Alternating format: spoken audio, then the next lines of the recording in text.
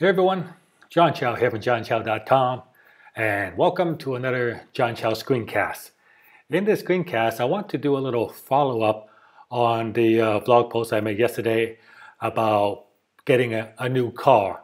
And what I want to do is I want to show you the difference between buying versus leasing, and also how I look at making major purchases and give you an idea of the mindset I go through and the way I think. And I'm going to use this example here to show you basically how, if I want, I can get a brand new $250,000 Aston Martin DB11 for free. That's right, absolutely nothing. Now, no, this is not Moab Motors. I know as part of Moab, I do get cars paid for free, part of the Moab Motors program. But I'm going to show you how even you're not part of Moab and you're not in the Moab Motors program, it is possible for you to drive an exotic sports car at no cost. All right, and well, it requires a few things, but we'll get into it. So first of all, I've never done this type of post before, so try to bear with me and give me some feedback on how you like it or not. But we're going to talk about buying versus leasing, so let's get right to it. So let's just okay, this is the car we're looking at right here as an example here. Let me bring that in. So this is the Aston Martin DB11. It's a beautiful GT car made by Aston Martin. I test drove it. I really love it. It's great, fantastic car. But it's over $250,000, and once you add taxes, like 270 grand or so. So let's just say the first option, I can buy it or I can lease it. And you'll hear financial planners saying that, first of all, they say, don't buy a car that's expensive to begin with. And they'll say leasing, you're just throwing money away, that kind of stuff. But let's look at it from I guess, a financial intelligence point of view, all right? So my option, I can buy the car outright. So, and here I did a little chart here where buying versus leasing, if I purchase this car outright. Now this car, and here's the model here that I found here at Aston Martin Newport Beach, bring it over here. They want this particular model. It's a 2017 DB11, $251,687. All right, so $251,687 in California is a 7.75% tax, and I'm rounding these numbers to the nearest thousand, so just to make calculation easier. So $251,687 plus the California sales tax is $270,000. All right. So let's assume I'm going to keep the car for 3 years, and after 3 years, I'm going to sell it, and I'm going to be able to get 50% of what the car is worth. That may or may not be the case. With Aston Martin, they depreciate like mad, so it's possible that you may get less than that. That's probably the case, but well, I'm going to assume that after 3 years, I can sell the car for 50%. So I spent $270,000 for the car, and I'll be able to sell it after 3 years for 50% of the retail amount, which is $125,000 back. That means that over 3 years, this car is going to cost me $145,000 to own. So if I start off with $278,000 of cash, I'm going to end up, after selling the car, with $125,000 back, and that creates a net return of minus 54%. So basically, it's like invest $270,000, get back $125,000, lose 54% of your investment. And I guess this is why financial planners say that buying a car is probably one of the worst financial things you can do. So a lot of people, and this is why, yeah, you see guys like Dave Ramsey say don't buy a brand new car, especially an Aston Martin, because they depreciate like crazy. All right. So that's the buying outright. Now, the lease on a DB11 would cost around $3,500 plus tax.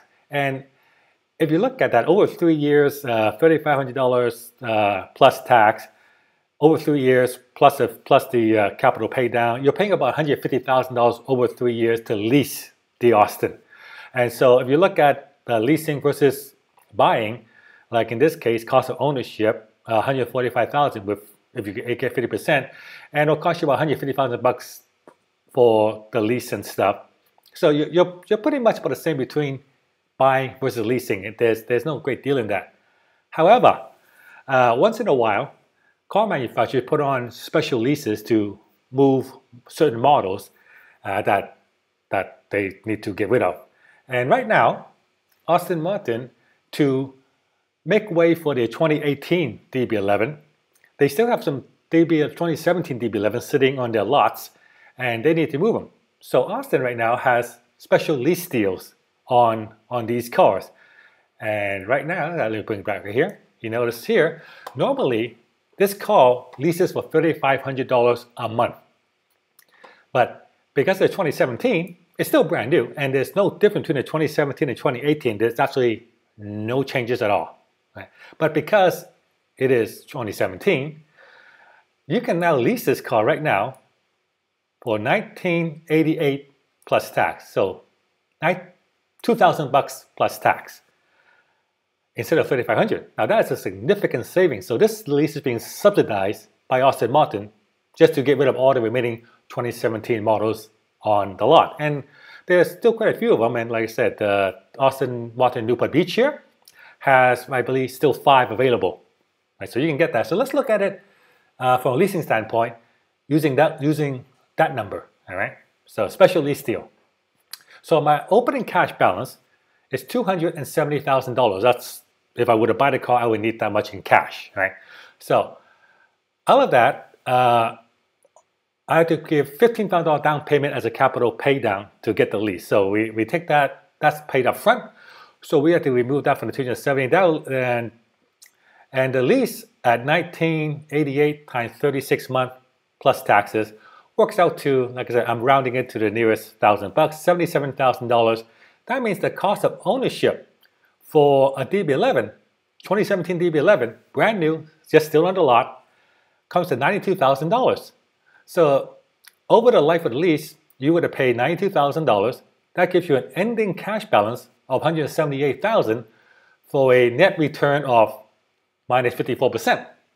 So in this case, with the subsidized lease, you can see that if you're looking for DB11, it is much, much better to lease it than actually buy it, because one, based on 3-year ownership, it'll be worth $125,000, and your ending cash balance is $125,000 versus an ending cash balance of $178,000. All right, so better deal outright. But look at it this way. One of the biggest advantages of a lease is that it frees up your cash. See, when I buy the car, I'm tying up all this money, $270,000. I can't use it because it's in the car. However, when I lease the car here, this money, less than $15,000 for the capital pay down, is still available for me to invest. And this is where I guess the little trick comes in. So let's look at it this way. If we lease the car, but invest the cash that I still have on hand. So let's look at it now. All right, so make the money work for you. All right, so let's look at opening cash balance, $270,000, what I would have used to buy the car outright, but now I don't, I'm going to lease it. So first of all, it requires a $15,000 down payment to secure the car. So that leaves me with $255,000 available to invest and make money on. Now, because this is only a 3-year lease and so relatively short term, I don't usually go for long-term investment like stocks and like stocks, because there's a bit of fluctuations in it. So I would need the cash readily available. So usually the kind of investment I would make on the short term with idle cash in this case would be hard money loans. Hard money loans is basically it's short-term loans that I give to mostly real estate investor to finance a property that they're going to flip and turn around. So they need some cash in the short term for 6 months to a year, mostly 6 months, because they buy the house, they need the cash to buy the house, renovate the house, and then they sell it 6 months later and they get all their money and then they pay me back. So that's what I do with my idle cash. And generally in short-term hard money loan, I could generally get 10% interest per year plus 2 points. The points is the fee I charge for making the loan. So we base that on 10% for plus 2 points for 6-month term. Basically, $270,000 will 10% interest per year, so half a year, that's 5%. So that would make $12,750 in interest plus my 2 points fee for making the loan, $5,100. So basically, this, if I were to invest the $255,000, my mistake, why would I invest the $255,000 by making hard money loans to real estate investors? It would generate $17,850 every 6 months based on 10% interest and 2 points. All right, and over 3 years, so after 3 years, I'll be able to do this 6 times. So let's look at this. After 3 years, my opening cash balance was $255,000 because it's 270 less 15,000. So that's why I had to invest. So the investment income at $17,850 every 6 months for those hard money loans would create $107,000 of income and something. I'm just rounding it down to $107,000. So that leaves me a total of $362,000. And we already know the lease on the DB11 was $92K. Right? So the lease on the DB11 was the cost of ownership in this case as $92,000 DB11. That leaves me an ending cash balance of $270,000, basically exactly what I started with. So net return would be 0%. I started with 270 and I ended up with 270, but that basically means I got the car for free. Yeah, basically by leasing the car using the current special lease deal that Austin has right now, and then investing the remaining cash, I can basically wipe everything out at the end of 2 years. I returned the car, I still have my $270,000, was exactly what I started with, so I got a free car. So which is a much better deal than buying the car outright and then getting back only minus 54% return on my money, right? So the last choice, and this is what I talked about yesterday when I said, should I buy the car or should I just invest it? Let's just say I just forget the car because I already have a car right now.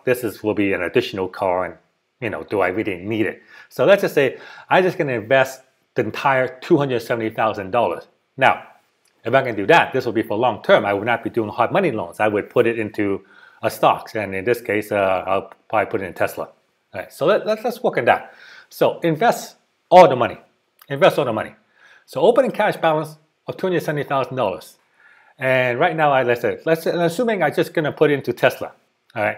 Now, how much is Tesla going to be worth in 3 years? We don't know.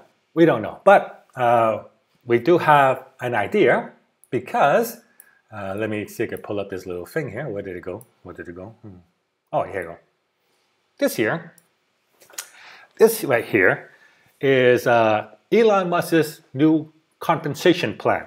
He gets paid zero income from Tesla. His entire compensation plan for the next 10 years is based on the market cap basically it's based on how much he can increase Tesla's market cap to. Basically, it's down to the stock price. So right now, Tesla's worth $59 billion. And in 10 years, in order for Elon Musk to get his full compensation, Tesla will have to be worth $650 billion at the end of 10 years. So that's a 10 plus increase. And Tesla released this chart of how much the stock or how much the company should be worth, over the next 10 years.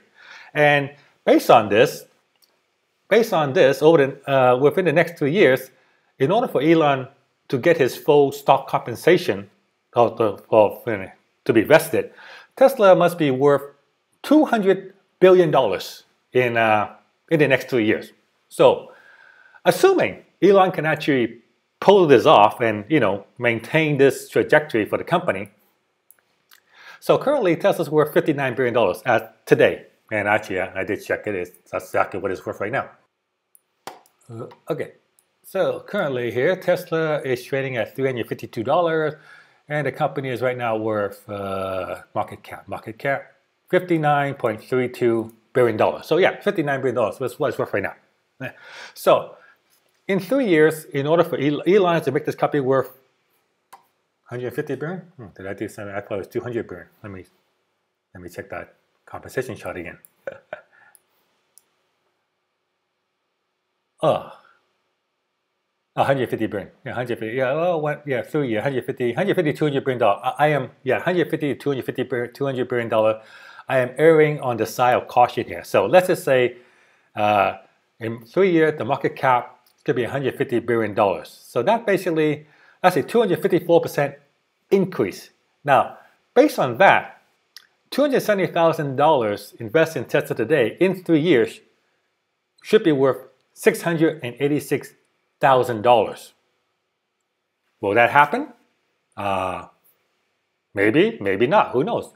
But what we can do is we can look at 3 years ago, the past projection. See, like I said, I bought Tesla quite a while ago when it was only like 29 bucks, right? So, but 3 years ago, and today's February 27.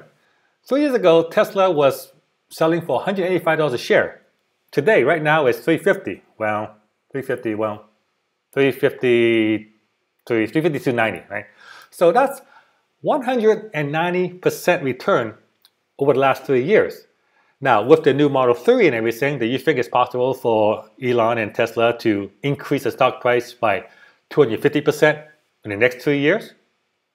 No, I think it's possible. It might do better, it might do worse, but at any rate, this gives you the choice. So look at it this way: if you're buying versus leasing, I think we pretty much shown here that buying the car is just a stupid idea.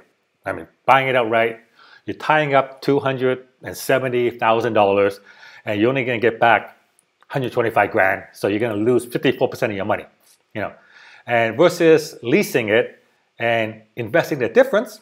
In this case here, I shown by making hard money loans at 10% and 2, I'm able to basically get the car for free. All right, so or if I simply just invest all the money, I'm looking at potentially 2.5, 3 times my money in the next 3 years. Right. So anyway, so that's how I think. So my choices really are: do I get the car and basically over the next 3 years, basically get it for free, or do I sunk in all the money and ride the Elon wave, so to speak? Anyway, so I hope you enjoyed this little, I guess, investment, buying versus leasing discussion. Let me know what you think. I'd love to hear your ideas, and if you like these type of screencasts, I might do more. I mean, I could do a whole bunch: buying versus leasing, renting versus buying. I could show all these kind of numbers. Like I said, I do have a financial planning background, so this is the stuff I like to talk about as well. So let me know. Love to know your feedback. So johnshop@johnshop.com. Thank you very much for watching. Subscribe to my channel if you haven't already done so. Like and share my video, and I'll see you guys on the next screencast.